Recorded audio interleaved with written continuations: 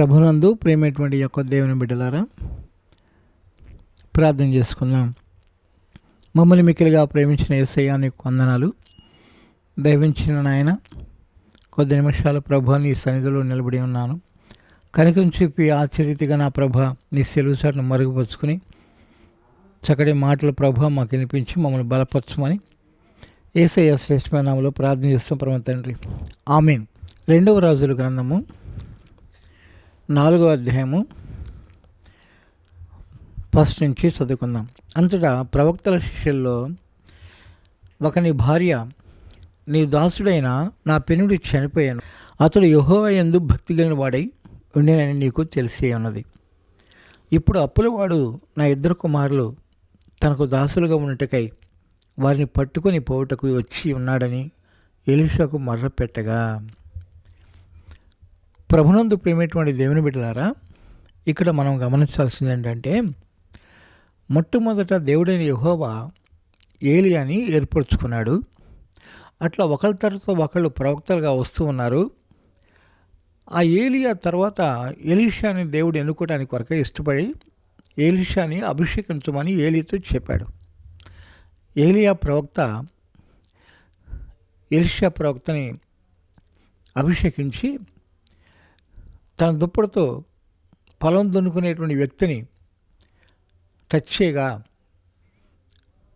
పరిగెత్తుకుంటూ వచ్చి ఎలీషా ప్రవక్త తన అరకలు దున్నటం వదిలిపెట్టి తన యొక్క 200 ఇంచుమించుగా ఎకరాలు వదిలిపెట్టేసి ఒక్కడు తల్లిదండ్రులకి, అలాంటి శ్రేష్టమైనటువంటి యొక్క మంచి ఉన్నతమైన వాడు, ఐశ్వర్యవంతుడు, అలాంటి యొక్క తండ్రిని తల్లిని అలాగే పొలమును తనకున్న వ్యవసాయం అంతా కూడా వదిలిపెట్టేసేసి తన పని వాళ్ళ జీతగాళ్ళని కూడా వదిలిపెట్టేసేసి దేవుని సేవ నిమిత్తమై ఏలియా ఎప్పుడైతే దుప్పట వేయగా వెంటనే పరుగులెత్తుకుంటూ వెళ్ళి, అయ్యా మా తల్లిదండ్రులని నేను వెళ్ళి ముద్దు పెట్టుకుని వస్తానయ్యా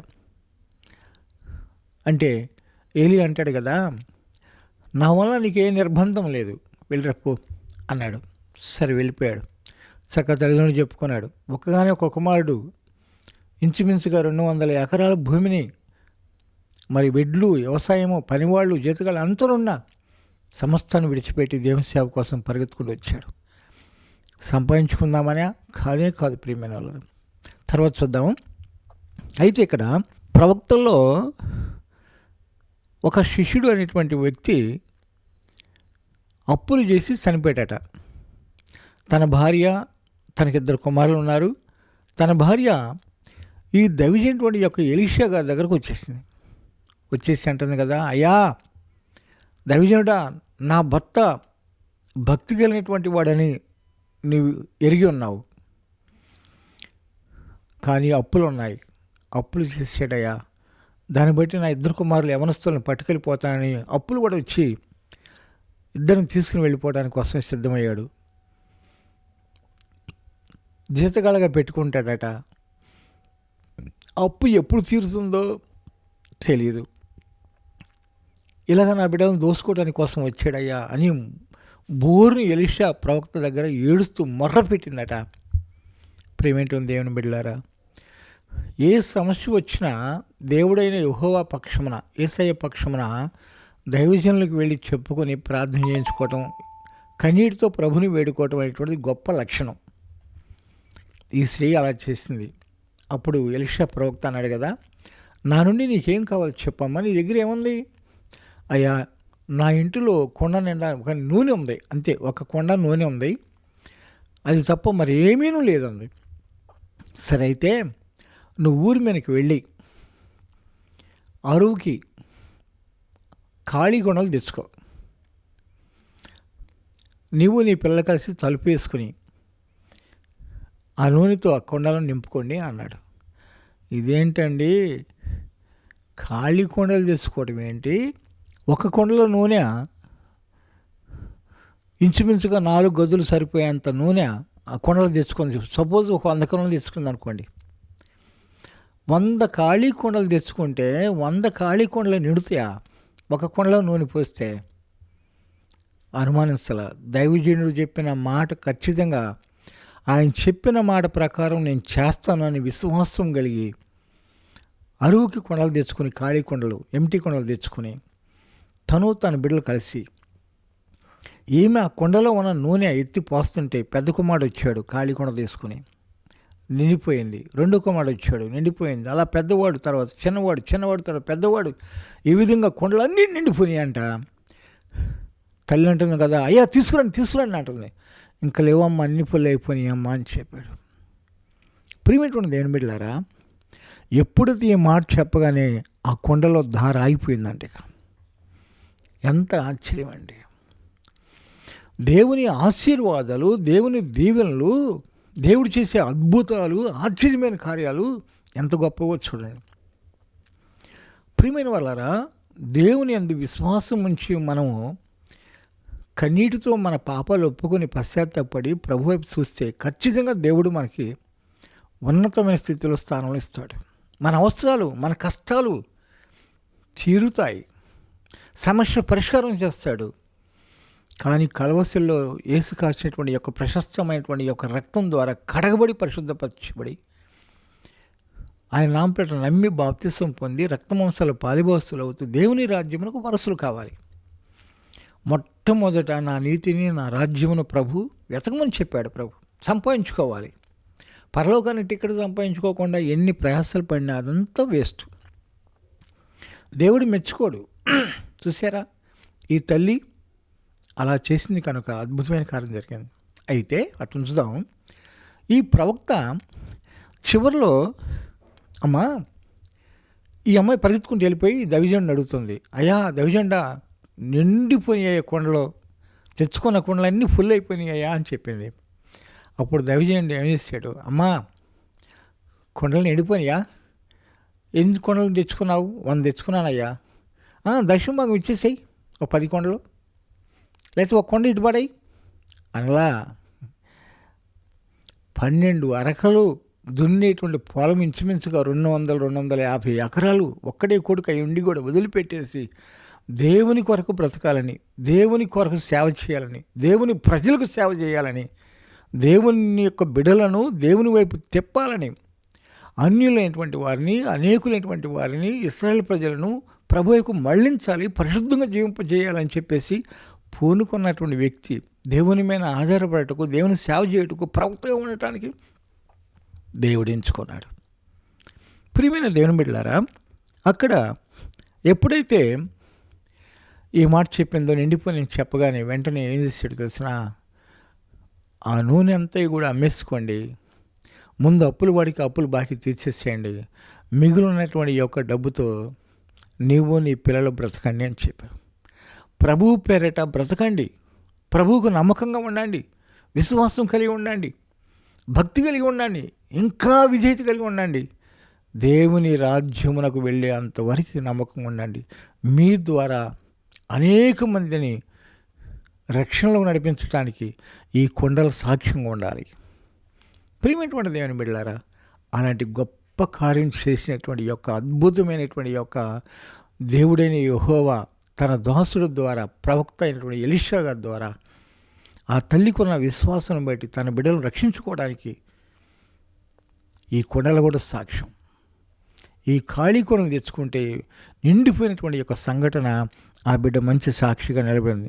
మరొకటి చూద్దాం, చూడండి ప్రియమైన వాళ్ళారా.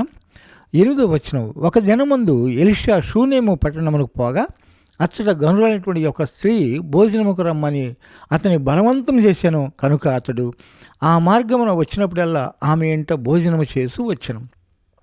ప్రియమైన దేవుని బిడ్డలారా, ఇక్కడ షూనేము పట్టణానికి వెళ్ళాడట మరలా ఇంకోసం. ఆ షూనేము పట్టణంలో ఒక ఆమె ఉందంట, ప్రభువు నమ్మినటువంటి యొక్క ఆమె గనులని పేరు పెట్టారంట. అసలు గనులైనటువంటి పేరు పెట్టితే పిలుస్తారా కొంతమంది? వాళ్ళు తన బంధువులు పిలవచ్చేమో, తన రక్తమంది సంబంధాలు పిలవచ్చేమో. ఘనురాలు అంటే ఆ గ్రామస్తులు, ఆ పట్టణస్తులు అందరూ కూడా, షూనేమి పట్టణ వస్తువులందరికీ కూడా మంచి పేరు ఘనురాలు. ఎందుకని ఆ పేరు పెట్టబడిందని అంటే ఆమెలో ఉన్న విశ్వాసము, ఆమెలో ఉన్న భక్తి, ఆమెలో ఉన్న యథార్థత, పరిశుద్ధత, దేవుడిచ్చినటువంటి యొక్క ఆ భయము, భక్తితో నింపబడినటువంటి యొక్క ఈ సహోదరికి ఆ ఘనమైన పేరు పెట్టబడింది. ఉదాహరణకు మనం ఆలోచించేద్దాం. దైవజనుడు ఆ ప్రాంతానికి వచ్చాడంట. షూనేమి పట్టణ ప్రాంతానికి వచ్చాడంట. ఈమె ఎప్పుడైతే చూసిందో గబగబా వెళ్ళి పరుగుని వెళ్ళి, అయ్యా నువ్వు దైవజనులాగా ఉన్నావు, మా ఇంటికి రాయ్యా, మా ఇంటికి వచ్చి ఒక ముద్ద భోంచేద్దుకొని రాయ్యా అంటుందంట. బైబిల్లో ఏం రాసింది? అతని బలవంతము చేశాను కనుక అతను వచ్చి భోజనం చేసాడంట. ప్రియమైన వాళ్ళారా, బలవంతం ఎప్పుడు చేస్తారు? చెప్పగానే వస్తే బలవంతం ఏం లేదుగా. ఆయన ఏమని ఉంటాడు? నేను దేవుని సేవ నిమిత్తం వచ్చాను, మా భోజన నిమిత్తం కాదు. నేను దేవుని సేవ నిమిత్తం వచ్చాను. ఎక్కడికి వెళ్ళాలో, ఏ ఇంటికి వెళ్ళాలో, ఎవరికి బోధించాలో, ఎవరికి అద్భుతాలు చేయాలో, మహత్కారాలు చేయాలో, దేవుని అక్కడ ప్రత్యక్షపరచాలో, దేవుని చేత అభిషేకించబడినటువంటి యొక్క దైవజనుడుగా, ప్రవక్తగా నన్ను దేవుడు ఎంచుకున్నాడు కనుక నేను చేయాల్సిన కార్యాలు ఉన్నాయి అనేటువంటి, లేదయ్యా నా ఇంటికి రావాలి, తప్పనిసరిగా రావాలి, భోంచేయాలి, రండయ్యా అని బ్రతిమలాడింది. బ్రతిమలాడిని బట్టి, బలవంతం చేసిన దాన్ని బట్టి ఆ బిడ్డ తన ఇంటికి వెళ్ళాడు, భోంచేస్తున్నాడు. అలా దినదినం వచ్చినప్పుడల్లా భోంచేస్తామన్నాడు, వెళతామన్నాడు. తనతో పాటు గెహజీనటువంటి యొక్క పనివాడు కూడా ఉన్నాడంట. సరే అట్లా ఉంచండి. ఈ తల్లి ఏం చేసిందంటే, తన భర్త ముసలోడంట. ఆ ముసలి వ్యక్తి దగ్గరికి వెళ్ళి, అయ్యా మన ఇంటికి వస్తూ పోతున్నటువంటి యొక్క దైవజనుడు గొప్ప భక్తిగల దైవజనుడు, గొప్ప దైవజనుడయ్యా అని నేను ఎరుగుతాను కనుక మన ఇంటి పైన గోడ మీద ఒక మిద్దె మేడగది కడదాం, అక్కడ బల్ల, మంచము, బల్ల, పీట, దీపస్తంభం ఏర్పాటు చేద్దాం. ఆయనకి సౌకర్యం. వచ్చినప్పుడల్లా భోజనం చేస్తాడు, చక్కగా పండుకుంటాడు, రెస్ట్ చేసుకుంటాడు, మరలా వెళ్తాడు తన దారిని తను. ఆ విధంగా చెప్పినప్పుడు సరేనని తన భర్త ఒప్పుకున్నాడంట. కట్టించారు. అలాగే వస్తున్నాడు, పోతున్నాడు, భోజనం చేసుకున్నాడు, రెస్ట్ తీసుకున్నాడు, వెళ్తున్నాడు, సేవ చేసుకుని వెళ్ళిపోతున్నాడు. ప్రియమైన వాళ్ళు అలా జరుగుతూ ఉండగా ఒకానొక దినమున ఈ తల్లి అడుగుతుంది కదా, ఈ తల్లి విషయంలో, ఈ కుటుంబం విషయంలో ఎలీషా ప్రవక్త అంటున్నాడు కదా, గెహజీ ఈమె మన ఎడల ఎంత శ్రద్ధ భక్తి చూపిస్తుంది కదా, కాబట్టి ఈమెకి ఏమైనా లోటు ఉందేమో అడిగి తెలుసుకో. చూసారా ప్రియమైన వాళ్ళరా, దైవజనుడు నీ ఇంటికి వచ్చి భోజనం చేసాడు అంటే, నీ ఇంట్లో అడిగి పెట్టాడంటే నిన్ను దీవించడానికే, ప్రభు పేరట నిన్ను ఆశీర్వదించడానికే, నిన్ను బలపరచడానికే, నీ సమస్యలు పరిష్కారం చేయడానికే, నీ బిడ్డలు ఉన్నతమైన స్థితిలో తీసుకురావడానికే, నీకేది కావాలో అది చేయటానికి వస్తాడు దేవుడు పంపినటువంటి యొక్క దైవజనుడు. ప్రియమైనటువంటి దేవుని బిడ్డలారా, వచ్చాడు, అడుగుతున్నాడు, గెహజీకి చెప్పాడు, ఏం కావాలి, అవసరం ఏమైందో తెలుసుకురా అన్నాడు. ఆమె దగ్గరికి వెళ్తే ఆమె ఉంటుంది కదా, నాకు ఏ కొత్త లేదయ్యా, నేను నా స్వజంలోనే ఉన్నాను. స్వజంలోనే ఉందా, రక్త సంబంధంలో ఉందా, ఒకవేళ తను పుట్టింటి వారిలో ఆడు ఉన్నారా, అయితే కొదవలేదు, వాస్తవమే. కానీ ఆమెకు సంతానం లేదని, కుమారుడు కావాలని గెహజీకి అర్థమైపోయింది, తెలుసుకున్నాడు. వెళ్ళి ఎలీషా ప్రవక్త చెప్తాడు, అయ్యా ఆమెకి ఏం కొదవలేదు కాబట్టి వాస్తవమే, కానీ కుమారుడు లేడయ్యా, సంతానం లేదు చెప్పినప్పుడు, సరే ఆమెను పిలువ అన్నాడు. వచ్చింది.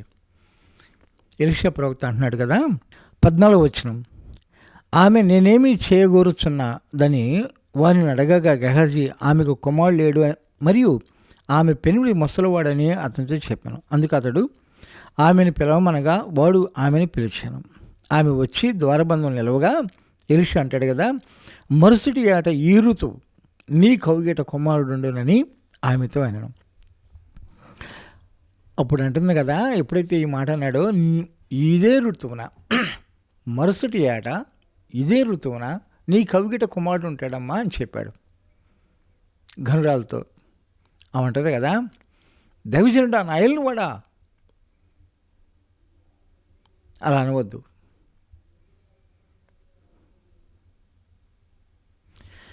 నా పెనుటి ముసలివాడు, అబద్ధం ఆడద్దు.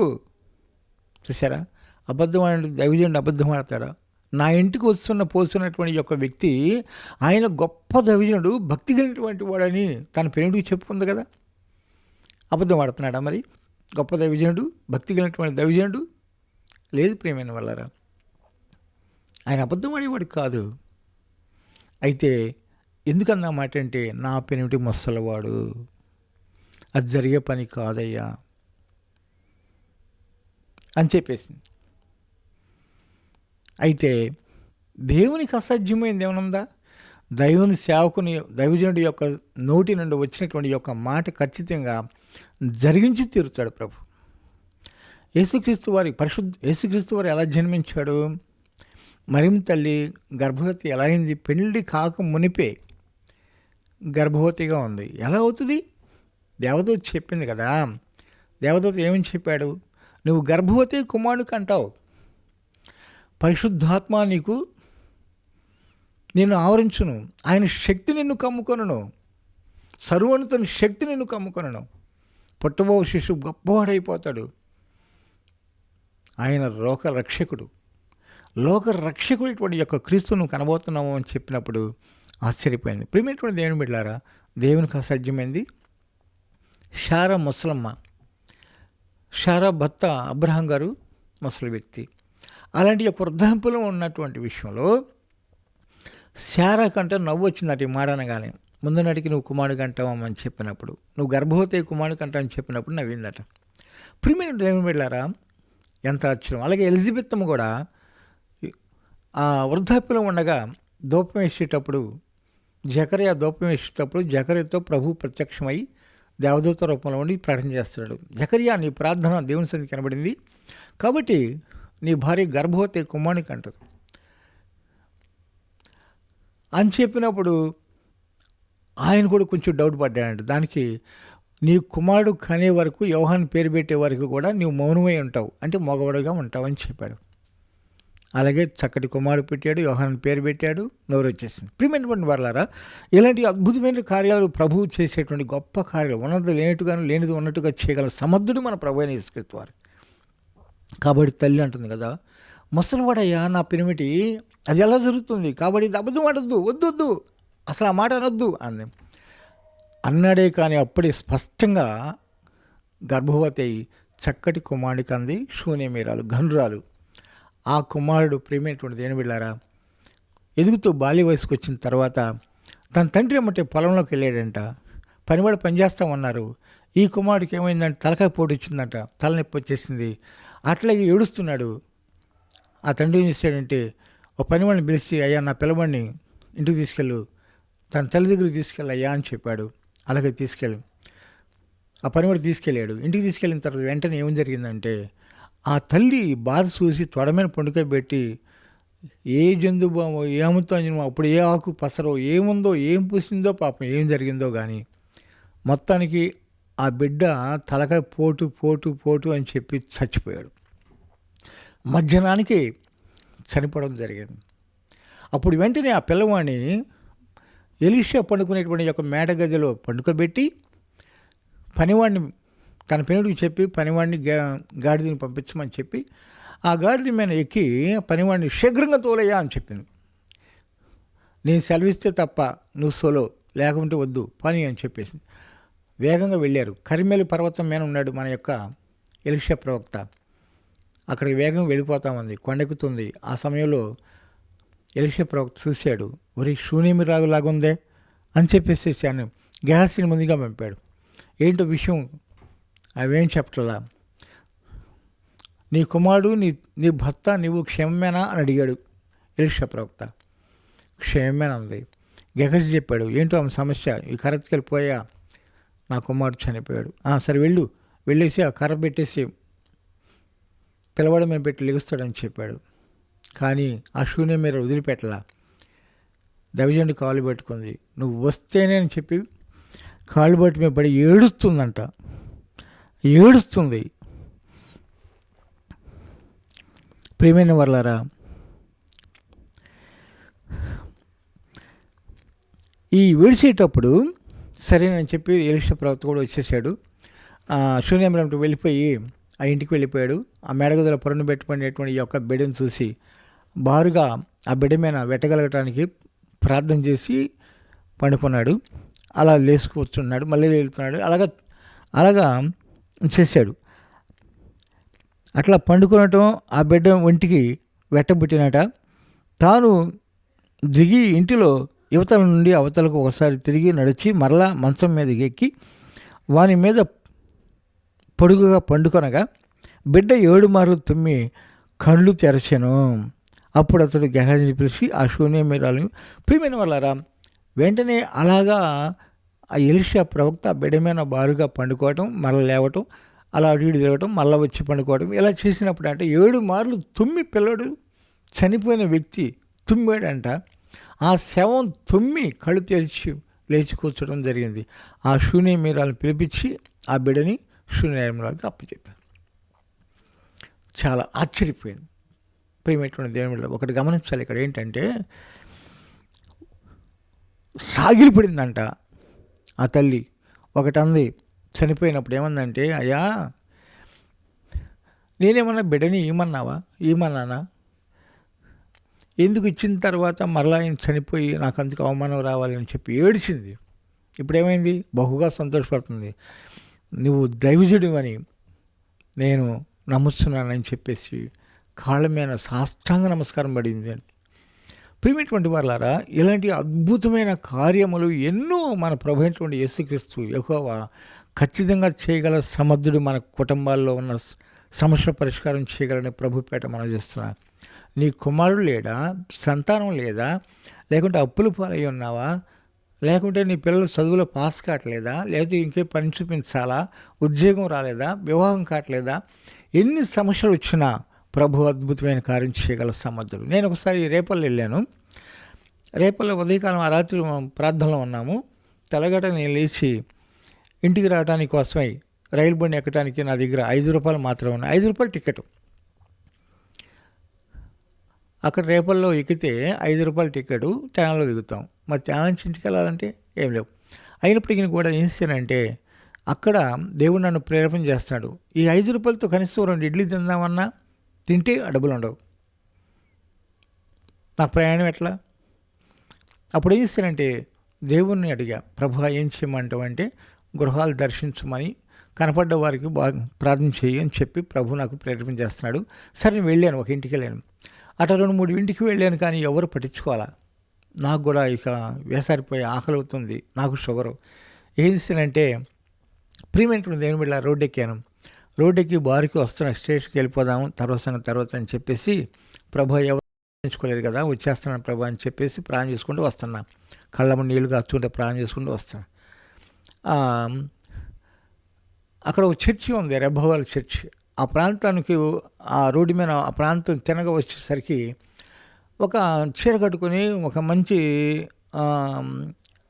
స్త్రీ వస్తుంది. ఆమె యవనస్తురాలు. ఆమె ఎవరో నాకు తెలియదు. నేను అన్నాను కదా, అమ్మా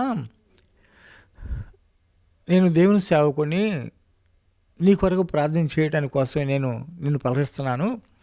ఏమైనా ప్రార్థన చేయించుకోవడానికి ఇష్టమేనా? అసలు నువ్వు యేసు ప్రభువు అంటే నీకు ఇష్టమేనా? చర్చికి వెళతావా అడిగాను. ఆ అమ్మాయి అటు ఇటు చూస్తుంది, ఎందుకంటే భయం వేస్తుంది. ఆ అమ్మాయి, ఈయన ఎవరు ముక్కు మొహం తెలియదు, ఈయన ప్రార్థన చేస్తాను అన్నాడు, దేవుని సేవకుని అన్నాడు, అటు చూసింది. భయపడొద్దమ్మా, నీకేమైనా అవసరతలు ఉన్నాయా చెప్పన్నాను. నేనయ్యా చర్చికి వెళ్తాను, నా యేసు ప్రభువు నాకు ఇష్టమేను. మరి నువ్వేం చేస్తున్నావమ్మా? నీ కాలేజీలో లెక్చరర్ అని అంది. కాలేజీలో లెక్చరర్గా పోస్ట్ చేస్తుందంట. మరి నీ సమస్య ఏమైనా ఉంటే చెప్తాలి అన్నాను. 4 సంవత్సరాల నుంచి పెళ్లి చేసుకోవాలనుకుంటున్నానండి, కానీ పెళ్లి కుదురుతుంది, మళ్ళీ ఫెయిల్ అయిపోతుంది అని చెప్పింది. మీ సంఘస్థులు ప్రార్థన చేస్తున్నారు కదమ్మా, చేస్తున్నారు చెప్పావా? చెప్పానండి, చేస్తున్నారండి. మరి 4 సంవత్సరాల నుంచి ఎందుకు కాలేదు? సరే అయితే అయింది.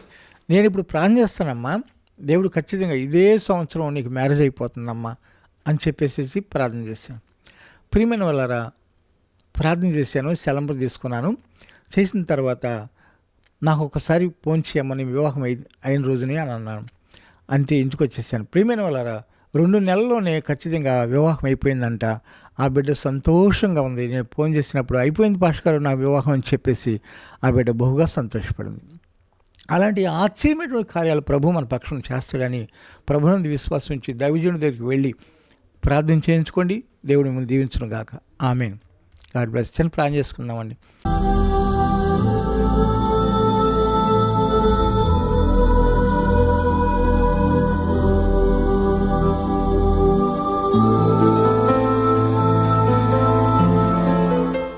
సర్వశక్తిమంతుడైన యేసయ్య నీకు వందనాలు. ప్రవక్త అయినటువంటి యొక్క ఎలీషా గారి ద్వారా, ఏలియాల ద్వారా, మంచి మంచి ప్రవక్తల ద్వారా నా ప్రభుని ఏర్పాటు చేసుకుని గొప్ప గొప్ప అద్భుతాలు మహత్కాలు చేసినటువంటి దేవుడు నా ప్రభుని స్థుతులు.